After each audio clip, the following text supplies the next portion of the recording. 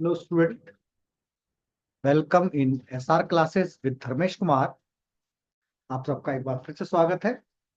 और अभी हम सॉल्व करने वाले हैं जो हमारा पेपर हुआ था 11th का, इसका पार्ट 2, यानी कि इसके जो न्यूमेरिकल क्वेश्चंस हैं उनको सॉल्व करते हैं। देख लेते हैं किस तरह से वो क्वेश्चंस हमको सॉल्व करने थे और कौन कौन से वो क्वेश्चंस थे। तो कल जो हमने सॉल्यूशन करा था वो मल्टीपल क्वेश्चंस का था। आज हम जो सॉल्यूशन करने वाले हैं वो असर्शन रीजन से शुरू करते हैं। क्वेश्चन नंबर 13 था असर्शन में, on a rainy day it is difficult to drive a car or bus at high speed. बिल्कुल सही बात है। अगर बारिश पड़ रही होगी और उसमें तुम कार को बहुत तेजी से चलाओगे, साइकिल को तेजी से चलाओगे, स्कूटी तेजी से चलाओगे, तो तुम सबने एक कॉमन ऑब्जर्वेशन देखा होगा, स्लिप हो जाओगे, गिर जाओगे कहीं पर भी। डिफिकल्ट तो है, रियलिटी है, ये तो तुमने खुद चेक करी है कि भैया बारिश पड़ रही है तो भागते नहीं है, फर्श पर नहीं चलते हैं, पानी पड़ा हो फर्श पर गिर जाते हैं। तो मुश्किल है, मतलब असर्शन बिल्कुल सही है। अब ऐसा क्यों है, क्यों कहीं पर पानी पड़ा हुआ है और हम फिसल के गिर जाएंगे? क्योंकि वहां पर फ्रिक्शन कम हो जाता है। क्या कम हो जाता है वहां पर? फ्रिक्शन। तो उन्होंने रखा था value of coefficient of friction is lower due to the wetting of the surface. भैया रीजन भी ठीक है कि फ्रिक्शन की जो कोफिशिएंट है वो क्या हो जाएगा, हमारा कम हो जाएगा। तो इसका मतलब इस क्वेश्चन में ये हुआ कि on a rainy day it is difficult to drive a car or bus eight A high speed. हाँ बिल्कुल सही बात है। And the value of coefficient of friction is reduced lower due to wetting of the surface. Reason भी सही है, यानी कि इसका ए पार्ट ऑप्शन होना चाहिए। Both assertion and reason are true and reason is the correct explanation of the assertion. तो जितने बच्चों का सही हुआ हो क्वेश्चन, कमेंट बॉक्स में वो बताएंगे। अगले क्वेश्चन पर आ जाते हैं। नेक्स्ट क्वेश्चन था, an object can move with constant velocity.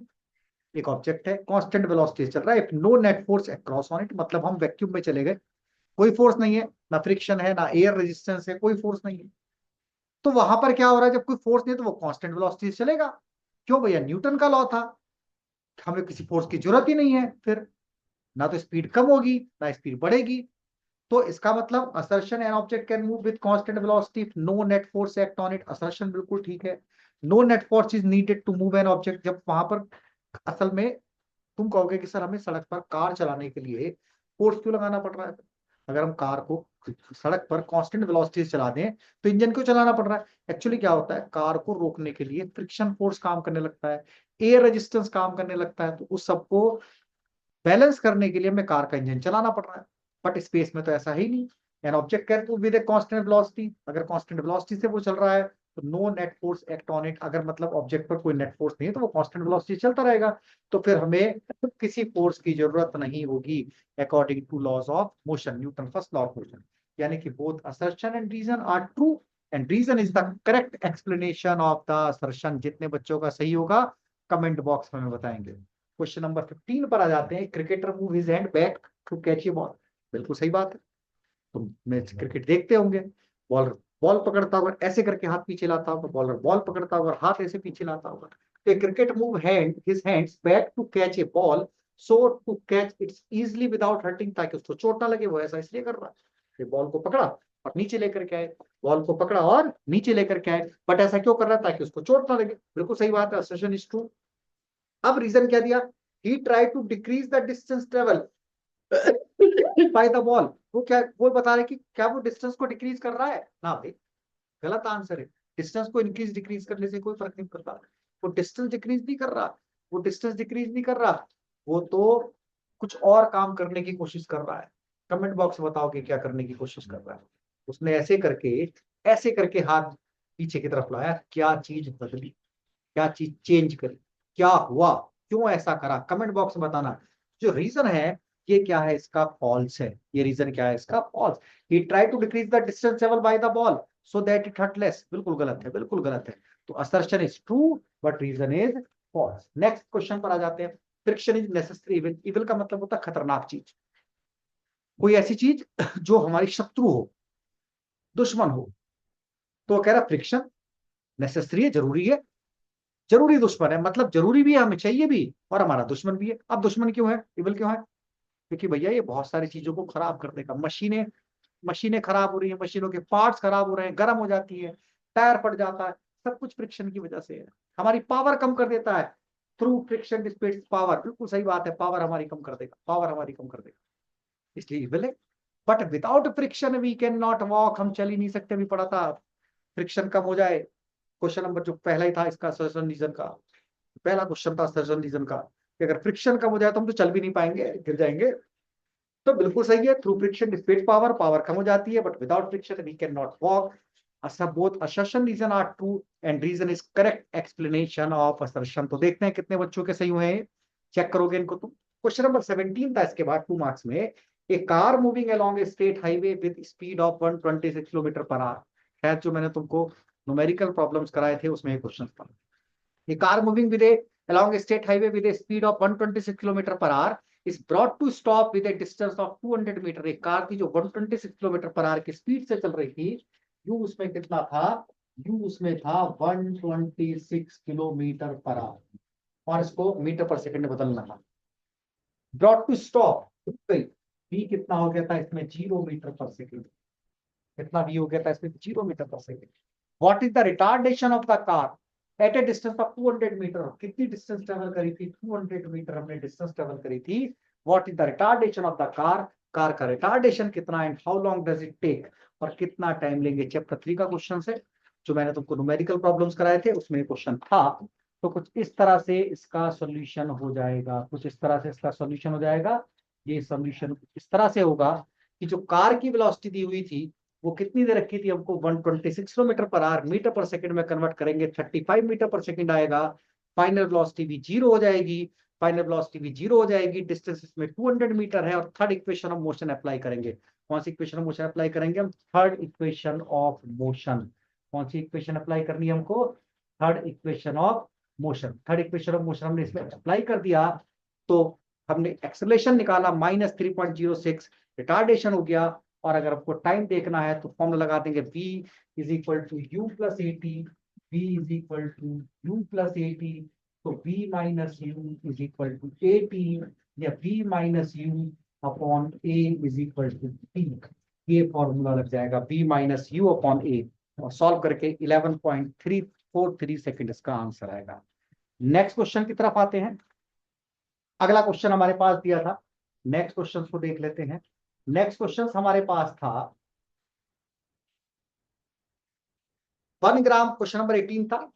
1 gram water at 100 degree Celsius, 1 ग्राम पानी था हमारे पास में, 100 डिग्री सेल्सियस उसका उस समय पर टेम्परेचर था। इस कन्वर्टेड इनटू स्टीम, स्टीम में कन्वर्ट हुआ। अच्छा देखो एक बात, लेटेंट हीट टॉपिक पेपर में, लेटेंट हीट यानी कि पानी अगर 100 डिग्री सेल्सियस से कन्वर्ट हो रहा है स्टीम में और टेम्परेचर सेम है, तो यानी कि जो तुमने हीट दी होगी, वो जो हीट होगी वो लेटेंट हीट होगी उसकी, लेटेंट हीट होगी उसकी। क्योंकि वो हीट जो एक फॉर्म से दूसरी फॉर्म में चेंज कर दे, लिक्विड को वेपर में कन्वर्ट कर दे विदाउट चेंजिंग टेम्परेचर, उसको हम कहते हैं लेटेंट हीट। तो यहाँ पर जो हीट सप्लाई करी गई वो कौन सी थी, latent heat. If the volume of the steam, जो हमारे पास जब पानी से भाप बनी, स्टीम बनी, तो जो कलेक्ट करी तो उसका वॉल्यूम निकल गया 167 centimetre cube. Find the change in the internal energy of the system. देखो थर्मोडायनामिक्स का क्वेश्चन है, thermodynamics based on first law of thermodynamics, यानी कि लेटेंट हीट तो मिल रही है, बस based on first law of thermodynamics से सॉल्व होगा क्वेश्चन। यह अच्छा क्वेश्चन, बढ़िया problem, based on first law of thermodynamics question है, चैप्टर थर्मोडायनामिक्स है, पेज नंबर 12.7 है, सलरोडा में तुमको मिल जाएगा ये क्वेश्चन। तो find the change in the internal energy of the system. Latent heat हमको दे रखी है 225 जूल पर ग्राम, ग्राम में दी हुई है, केजी में कन्वर्ट करना पड़ेगा। एंड 1 एटमॉस्फेरिक प्रेशर इज, और एटमॉस्फेरिक प्रेशर दिया हुआ है। तो किस तरह से इस क्वेश्चन को सॉल्व करेंगे, एक बार देख लेते हैं सॉल्यूशन इसका, देख लेते हैं इसका सॉल्यूशन। क्या क्या चीज हमको इसमें दी हुई है ये तुम देख लीजिए, क्या क्या चीज इसमें हमको दे रखी है, एक बार इसका सॉल्यूशन हम देख लेते हैं भैया। क्या क्या दिया था, पानी दे रखा था 1 ग्राम, केजी में चेंज करो, 1000 से डिवाइड करो। वाटर दिया था कितना, 1 ग्राम, केजी में चेंज करोगे 1000 से डिवाइड करोगे तो 10⁻³ केजी बन जाएगा। कितना बनेगा, 10⁻³ केजी। भाई हमको मास ऑफ वाटर कितना दे रखा था, मास ऑफ वाटर दिया था 1 ग्राम, इसको हमने क्या करा, 1000 से डिवाइड करा, तो 3 जीरो है, ऊपर जाकर के क्या बन गया ये, -3 केजी मास हमारे पास में आ गया। लेटेंट हीट दी हुई है एल, लेटेंट हीट दी हुई है, कितनी लेटेंट हीट दे रखी थी, 2256 जूल पर ग्राम, पर ग्राम। अब देखो फंडा क्या होना चाहिए, 2256 जूल पर ग्राम है, पर ग्राम है, और ग्राम को केजी में बदलने के लिए ग्राम तो अपॉन में है, यानी कि ये यहाँ पर इतने जूल और ये इतने ग्राम हो गया, 2256 जूल अपॉन में 1 ग्राम।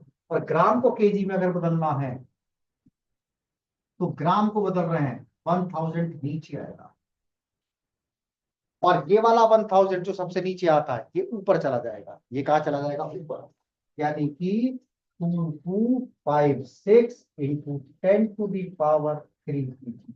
इस बार -3 kg लिखा है, इसे +3 kg, या -3 kg है या +3 लिखेंगे, क्योंकि यहाँ पर डायरेक्ट ग्राम को कन्वर्ट करा, ग्राम को कन्वर्ट करने के लिए 1000, यहाँ ग्राम अपॉन में है, ग्राम अपॉन में जूल पर ग्राम, ग्राम अपॉन में जूल पर ग्राम, ग्राम को केजी में कन्वर्ट करेंगे 1/1000। ध्यान रखना, बहुत सारे बच्चों की यहाँ पर मिस्टेक हुई होगी, बहुत सारे बच्चों की मिस्टेक हुई। अब वॉल्यूम ऑफ स्टीम दे रखा है 1671 सेंटीमीटर क्यूब में दिया हुआ, भैया ये भी सेंटीमीटर क्यूब में दिया हुआ है, मीटर क्यूब में कन्वर्ट करेंगे डायरेक्ट 10⁻⁻6 से मीटर क्यूब में मल्टीप्लाई कर देंगे। अच्छा, वॉल्यूम ऑफ वाटर कितना था, कितना वाटर हमने यूज करा है, तो मास दे रखा था हमको 1 ग्राम 10⁻⁻3, और डेंसिटी वाटर की पता है 10⁻³ होती है, तो वॉल्यूम ऑफ वाटर हमारे पास में कितना आ गया 10⁻⁻6 मीटर, यानी कि हमें मास ऑफ वाटर दिया था, इससे हमने वॉल्यूम ऑफ वाटर निकाल लिया, मास ऑफ वाटर दिया था, वॉल्यूम ऑफ वाटर निकाल लिया, मास ऑफ वाटर दिया था, वॉल्यूम ऑफ वाटर निकाल लिया। वॉल्यूम ऑफ वाटर कैसे निकाला, mass upon density. Volume of water कैसे निकाला, mass upon density. Volume of water कैसे निकाला, मास अपॉन डेंसिटी। मास 10⁻³ था, 10⁻³ डेंसिटी होगी, डिवाइड करके सॉल्व करके कितना आ गया 10⁻⁻6। अब हमने थर्मोडायनामिक्स का फर्स्ट लॉ लगाया, अगर किसी चीज को तुम हीट सप्लाई करते हो, हीट सप्लाई करते हो, हीट सप्लाई करते हो, क्यों, तो ये उसकी इंटरनल एनर्जी और वर्क में कन्वर्ट हो जाती है, वर्क में कन्वर्ट हो जाती है, इंटरनल एनर्जी और वर्क, थर्मोडायनामिक्स का फर्स्ट लॉ था। अच्छा, वर्क किसके बराबर होता है, प्रेशर इनटू वॉल्यूम। तो कितनी हीट एनर्जी चेंज हुई, टीक्यू। कितनी इंटरनल एनर्जी चेंज हुई, टीयू। कितना वर्क चेंज हुआ, पी। कांस्टेंट प्रेशर पर जितना वॉल्यूम चेंज हो रहा है, टीवी। तो dq is equal to d u plus PT. तो कितनी हीट एनर्जी चेंज हुई, कितनी इंटरनल एनर्जी थी, और वॉल्यूम कितना चेंज हुआ। वॉल्यूम कैसे चेंज हुआ, वॉल्यूम, स्टीम का वॉल्यूम ज्यादा हो गया और वाटर का वॉल्यूम कम था, स्टीम के वॉल्यूम में से वाटर का वॉल्यूम माइनस कर दिया, स्टीम के वॉल्यूम से वाटर का वॉल्यूम क्या कर दिया, माइनस कर दिया। अच्छा, हीट कितनी दी, जितना मास और जितनी लेटेंट हीट, जितना मास और जितनी लेटेंट हीट, तो TU plus p, volume of steam minus volume of water, volume of steam minus volume of water. अच्छा, हमें निकालनी इंटरनल एनर्जी, टीयू निकालना है, कितनी इंटरनल एनर्जी लग रही है, तो इस mass into steam latent heat में से माइनस कर दो, P VS minus VW, volume of steam minus volume of water. Mass कितना ले रखा था, कितना मास था वाटर का, 10⁻⁻³ kg। लेटेंट हीट कितनी थी, 2256 इंटू 10⁻³ ये तो एक क्वांटिटी होगी, मल्टीप्लाई 10⁻⁻3 10⁻3। अब ये दोनों आपस में तो कैंसिल आउट हो जाएंगे, दोनों आपस में कैंसिल आउट हो जाएंगे। प्रेशर कितना ले रखा था, एटमॉस्फेरिक प्रेशर की बात चल रही थी, 1.013 इंटू 10⁵, 1.013 इंटू 10⁵, और VS minus VW, volume of steam minus volume of water. इसको कैलकुलेशन को जब सॉल्व करोगे या 10⁻10³ से कैंसिल हो जाएगा, 10⁻⁻6 कॉमन निकल के आ जाएगा, जो 10⁵ से कैंसिल आउट होकर हो जाएगा। और सॉल्व करके जो आंसर हमारे पास आने वाला है, सॉल्व करके जो आंसर हमारे पास आने वाला है, वो आंसर होगा इसका एक्चुअल आंसर। तो एक बार सॉल्यूशन देख लो कैसे कर रखा होगा, फिर से देख लो एक बार। 10⁻³ मास था, लेटेंट हीट 2256 इंटू 10⁻³ थी, माइनस एटमॉस्फेरिक प्रेशर 1.013 इंटू 10⁵ था, और वॉल्यूम ऑफ स्टीम था, वॉल्यूम ऑफ स्टीम यहां पर लिख देता हूं मैं 1671 into 10⁻⁻6 minus volume of water था 10⁻⁻�6। सॉल्यूशन देख लेते हैं, ये दोनों कैंसिल आउट, क्या बच रहा है 2256 माइनस यहाँ 1.013 10⁻⁵, 10⁻⁻6 कॉमन निकालेंगे 1671 माइनस क्या बचा 2256 माइनस 10⁻, ये कैंसिल कर देंगे 1.013, खाली क्या बचेगा 10⁻⁻, और यहां पर क्या बचेगा 1670, क्या बचेगा 1670,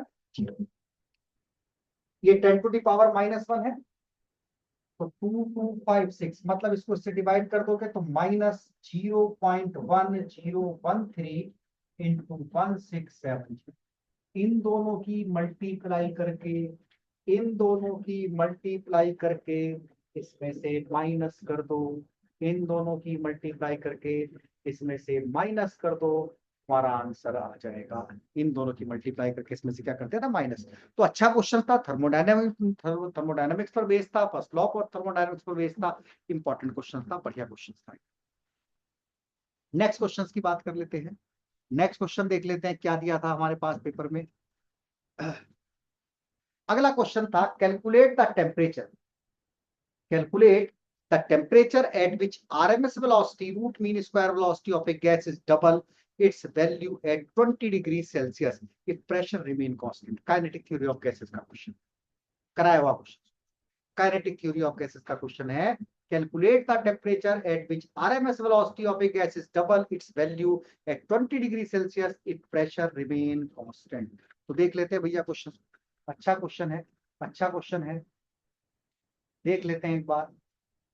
देखो जब पढ़ा तो जो रूट मीन स्क्वायर वेलोसिटी होती है वो डायरेक्टली प्रोपोर्शनल होती है टेम्परेचर के, इसके डायरेक्टली प्रोपोर्शनल होगी, टेम्परेचर के डायरेक्टली प्रोपोर्शनल होगी with under root B, directly proportional under root.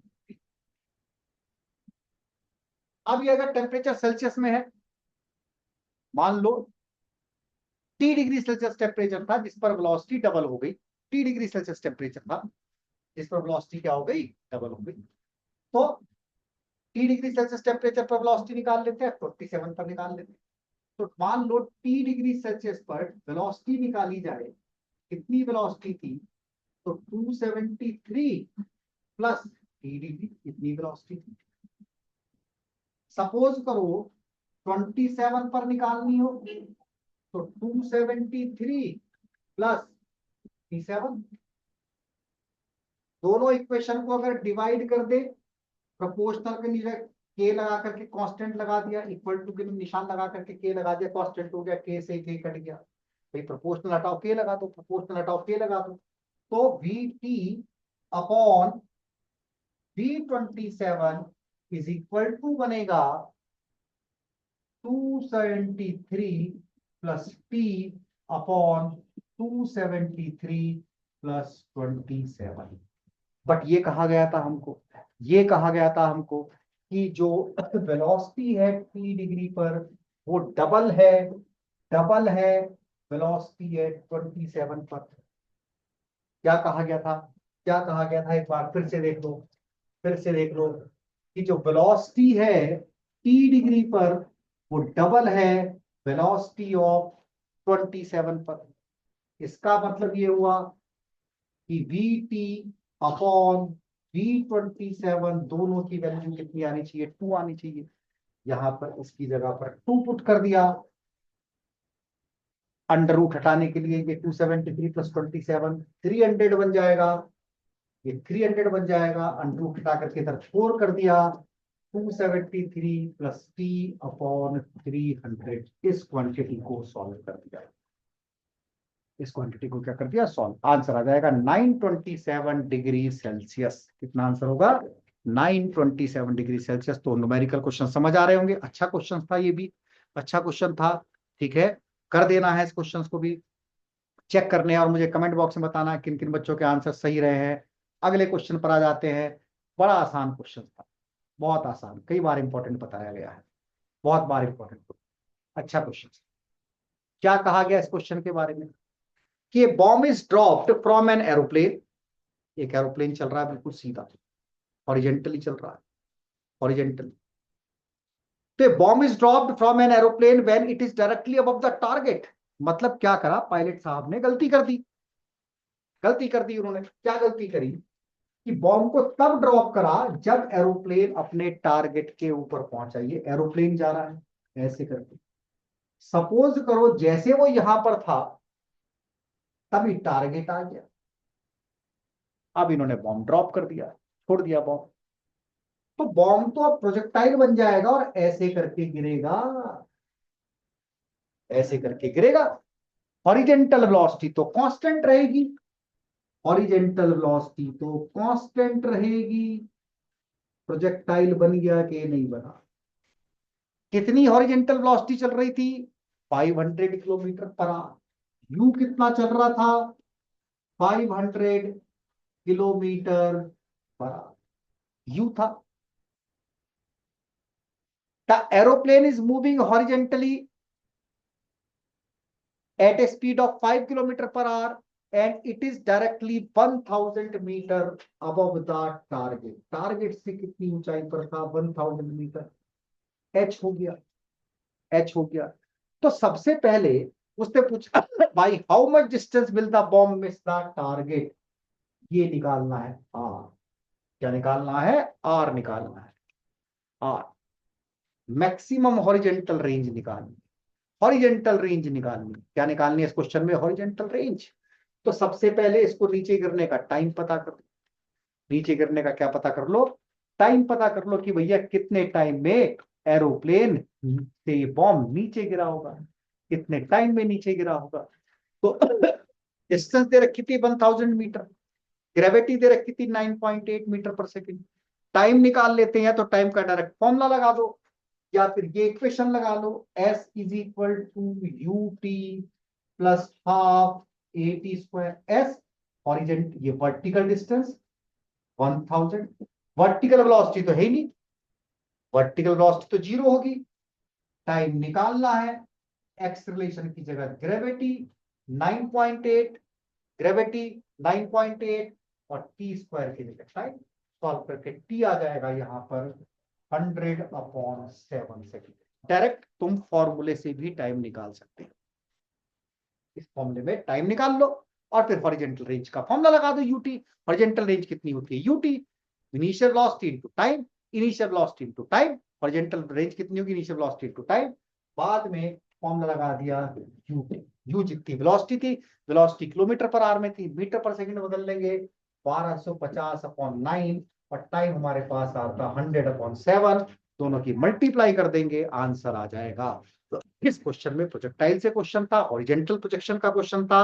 Height हमको दी हुई थी, हाइट हमको दी हुई थी, इनिशियल वेलोसिटी यू हमको दी हुई थी। हॉरिजेंटल प्रोजेक्शन का क्वेश्चन था, पहले टाइम निकालना था फिर हॉरिजेंटल रेंज निकालनी थी, पहले टाइम निकालना था फिर हॉरिजेंटल रेंज निकालनी थी। क्वेश्चन को देख करके डरना नहीं था, क्वेश्चन को देख करके डरना नहीं था, बिल्कुल इजी क्वेश्चन था। हॉरिजेंटल प्रोजेक्शन का क्वेश्चन था, बॉम्ब गया टारगेट के ऊपर, उसने बॉम्ब छोड़ दिया। जब टारगेट के ऊपर छोड़ेंगे, टारगेट के ऊपर छोड़ेंगे तो बहुत दूर जाकर के गिरेगा। कितनी दूर जाकर के गिरेगा? जितनी उसकी हॉरिजेंटल रेंज होगी। रेंज निकालने के लिए पहले टाइम पीरियड निकाला जाता है, डायरेक्ट फॉर्मूले से निकाल दो या इक्वेशन से निकाल दो। रेंज निकालने के लिए पहले टाइम पीरियड निकालोगे, चाहे फॉर्मूले से निकालो चाहे इक्वेशन से निकालो, और उसके बाद हॉरिजेंटल, पहले टाइम पीरियड निकालोगे उसके बाद हॉरिजेंटल रेंज का फॉर्मूला लगा दोगे। तो अच्छा क्वेश्चन था। नेक्स्ट क्वेश्चन पर आ जाते हैं, नेक्स्ट न्यूमेरिकल क्वेश्चन पर आ जाते हैं। ग्रेविटेशन से क्वेश्चन है, ग्रेविटेशन से, ग्रेविटेशन आसान सवाल है, मल्टीपल में भी आ जाता है, मल्टीपल क्वेश्चन समझ लो। जो तैयारी कर रहे हैं बच्चों को तो मल्टीपल कर दिया होगा हमने। Assuming the earth to be a sphere of uniform mass density, sphere मान लो अर्थ को यूनिफॉर्म मास डेंसिटी है, बिल्कुल ठीक है, यूनिफॉर्म मास डेंसिटी लेकर के चला जाता है। इस पहली लाइन में कोई दिक्कत वाली बात नहीं है। How much would a body weight half way from down to the centre of the earth if weight 250 newton on the surface. भैया पूछ रहे हैं कि वेट कितना हो जाएगा, तो पहले अर्थ के सेंटर से, अर्थ की सरफेस से हम नीचे जाते हैं, ग्रेविटी पता कर लो कितनी, ग्रेविटी पता कर लो कितनी। हम कितनी चले गए? जितनी भी अर्थ की रेडियस है उससे हाफ पर चले गए, उससे हाफ पर चले गए। तो जब हम डाउनवर्ड जाते हैं तो ग्रेविटी निकालने का बच्चों ये फॉर्मूला होता है, ग्रेविटी निकालने का ये फॉर्मूला होगा। आज मैं क्यों बना,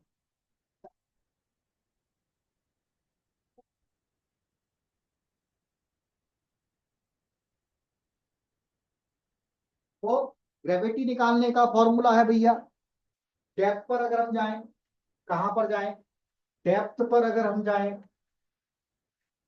डेप्थ पर अगर हम जाएं, डेप्थ पर अगर हम जाएं,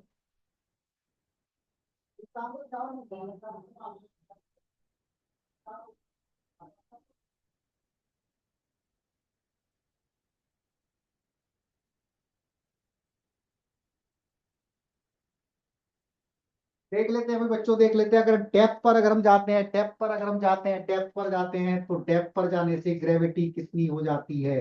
ग्रेविटी का formula, original gravity one minus जितनी डेप्थ पर गए और जो अर्थ की रेडियस थी। अब डेप्थ पर हम कितनी गए वो कहते हैं रेडियस के आगे चले गए, रेडियस के हाफ चले गए। अगर रेडियस के हाफ चले गए, रेडियस के हाफ चले गए, तो G one minus R by two upon R, R से तो आर कैंसिल आउट हो गया, तो कितना बचा? G d, g one minus one by two, LCM लेंगे 1/2 हो जाएगा। तो जो नई ग्रेविटी आएगी वो पुरानी ग्रेविटी की हाफ हो जाएगी। नई ग्रेविटी पुरानी ग्रेविटी की क्या हो जाएगी? हाफ। मास का फॉर्मूला, वेट का फॉर्मूला मास इंटू ग्रेविटी। मास कितना दे रखा था? 250। ग्रेविटी कितनी होगी? 9.8/2। ग्रेविटी आधी हो गई, वेट भी आधा हो जाएगा। ग्रेविटी आधी हो गई, वेट भी आधा हो जाएगा। ग्रेविटी हाफ है, वेट भी हाफ हो जाएगा। तो बड़ा हलवा सा क्वेश्चन था, सबने कर दिया होगा मुझे ऐसी उम्मीद है। आसान क्वेश्चन फिर से, laws of motion chapter number 5 से, फिर से आसान न्यूमेरिकल है।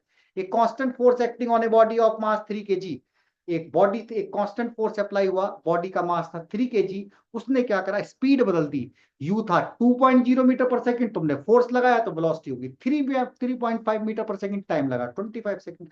तो मास को तो छोड़ दो अभी, मास को तो छोड़ दो, फोर्स लगाने से स्पीड बदल गई, फोर्स लगाने से वेलोसिटी बदल गई। इनिशियल वेलोसिटी कितनी रखी थी? 2 2 metre per second. Final velocity कितनी हो गई? 3.5 मीटर पर सेकंड। यू पता है, वी पता है, टाइम कितना लगा? 25 second. Motion, state motion of straight line से करके देखो, यू कितना? 2.0 मीटर पर सेकंड, वी कितना? 3.5 मीटर पर सेकंड। यू कितना? 2.0 मीटर पर सेकंड, वी कितना? 3.5 मीटर पर सेकंड, टाइम कितना लगा? 25 मीटर पर सेकंड। एक्सीलरेशन निकाल लो, सबसे पहले इसका एक्सेलरेशन पता कर लो। क्या पता कर लो? इसका एक्सेलरेशन कौन सी इक्वेशन से? v is equal to you plus A, v is equal to you plus A, acceleration आ जाएगा। जब एक्सेलरेशन आ गया, मास पता है, मास पता है कितना है?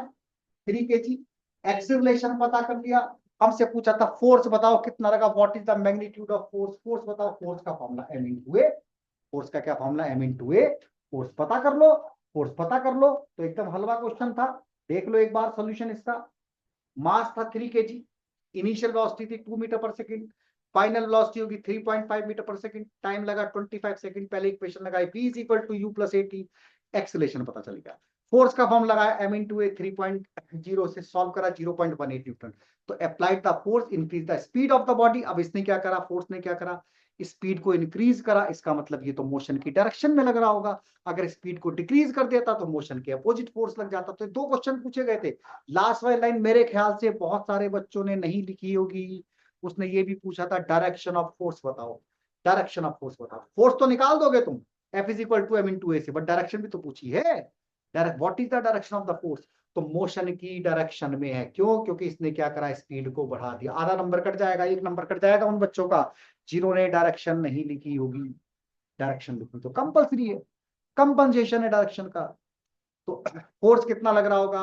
डायरेक्शन होगी मोशन के, मोशन की डायरेक्शन में। फोर्स किस डायरेक्शन लग रहा होगा? In the direction of motion. Next question पर आ जाते हैं। बड़ा हलवा सा क्वेश्चन दे दिया गया 5 मार्क्स में, बड़ा हलवा सा क्वेश्चन।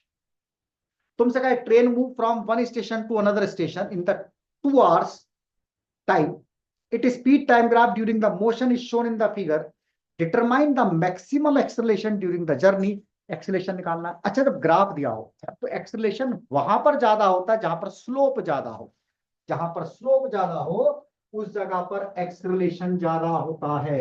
जैसे सपोज करो ये एक स्पीड टाइम ग्राफ दे रखा है, एक बॉडी ये गई, एक्सेलरेशन था 30 डिग्री पर, एक बॉडी ये गई, एक्सेलरेशन हो गया 70 डिग्री पर, ये एक्सीलेशन। तो ये स्लोप ज्यादा है, ये एंगल ज्यादा बन रहा है एक्स एक्सिस के साथ, ये स्लोप ज्यादा है। यहाँ एक्सीलरेशन ज्यादा होगा, यहाँ एक्सीलरेशन कम होगा। तुम इस डायग्राम में ध्यान से देखो, ओ से ए, ओ ए वाली जो लाइन है, ओ ए वाली जो लाइन है, इसका स्लोप कम दिखा रखा है। ओ ए वाली लाइन का स्लोप कम है, बहुत ध्यान से क्वेश्चन समझो। ये स्लोप इतना है, ओ ए कम स्लोप है।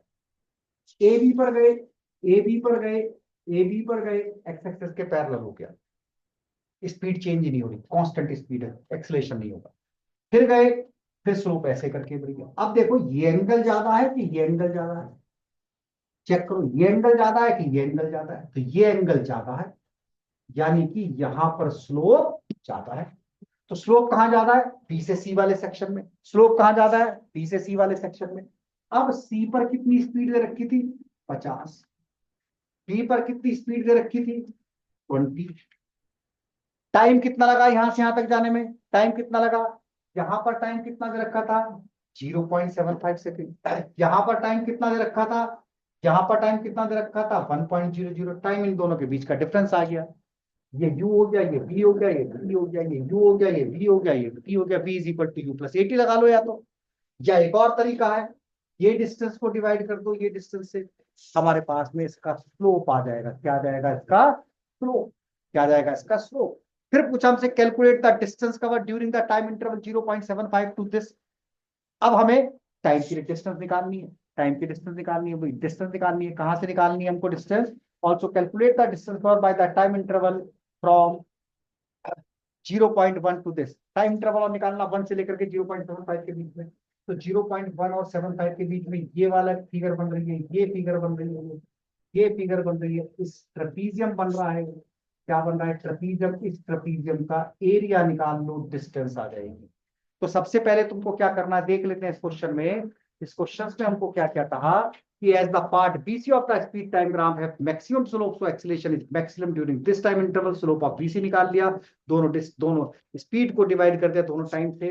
हमारे पास में स्लोप निकाल लो, एंगल निकाल लो, उससे भी हो सकता है। और डिस्टेंस निकालने तो एरिया ऑफ ट्रेपीजियम निकाल लिया, डिस्टेंस आ जाएगी 8.75 और हमारे पास में एक्सीलरेशन आ जाएगा 1.25। तो किस तरह से जो सोल्यूशन थे, इस तरह से जो सोल्यूशन थे वो हमको एग्जाम में करने थे न्यूमेरिकल प्रॉब्लम्स के।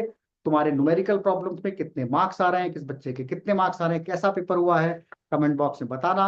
और ये भी बताना किस किसने क्या क्या मिस्टेक कर दी हैं। अच्छा पेपर था, बिल्कुल आसान मुश्किल पेपर नहीं था। न्यूमेरिकल प्रॉब्लम सॉल्व हो गई है। अब डेरिवेशंस और अगर तुमको ये डेफिनेशंस भी चाहिए तो कमेंट बॉक्स में बता देना, अगली नेक्स्ट वीडियो में हम डेरिवेशन भी कर देंगे। तो थैंक यू बच्चों and have a nice day.